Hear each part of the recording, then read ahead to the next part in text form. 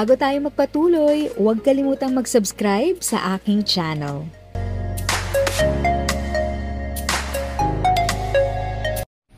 Thank you sa pag-click ng aking video. Good day po sa lahat ng ating SSS pensioners. Sa mga bagong viewers at napadaan lang, by the way, I'm Tita Eda.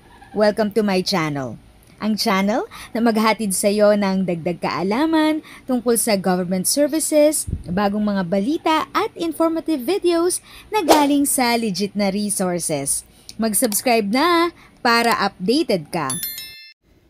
3 days na lang, May 16, 2025, i-release ang inyong SSS pension para sa mga second batch.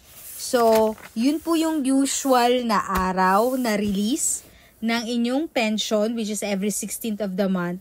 At hindi po ito natapat ng holiday o Sabado o Linggo, kaya as is lang po na makukuha ito. Bali, ang May 16 ay Friday o Biyernes, kaya abangan po natin ang release ng inyong pensyon. At para naman po sa mga bagong SSS pensioners at nalilito kung ano ang DOC o Date of Contingency, dito po nakabase kung kayo ay first batch o second batch sa schedule ng release ng pension. Para po sa retiree pensioner, ang Date of Contingency o DOC ay nakabase kung kailan na kumpleto ng pensioner ang qualifying conditions o petsa ng kapanganakan. Petsa naman ng pagkamatay ng miyembro para sa survivorship pensioner at para sa disability pensioner, total disability o permanent disability, petsa ng operasyon, pagtatapos ng pagkakasakit o petsa ng physical examination, alinman ang angkop ang basihan naman para sa disability pensioner.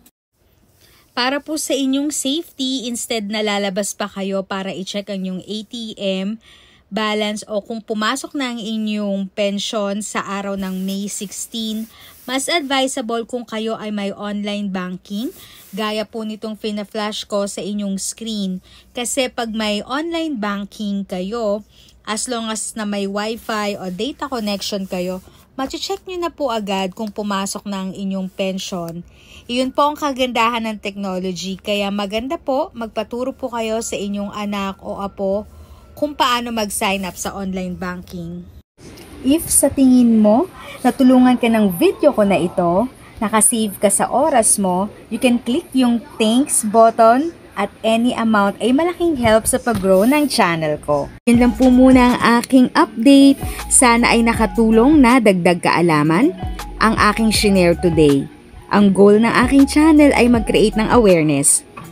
Kung ganitong mga topic ang gusto mo, panoorin mo ang mga videos ko na ito.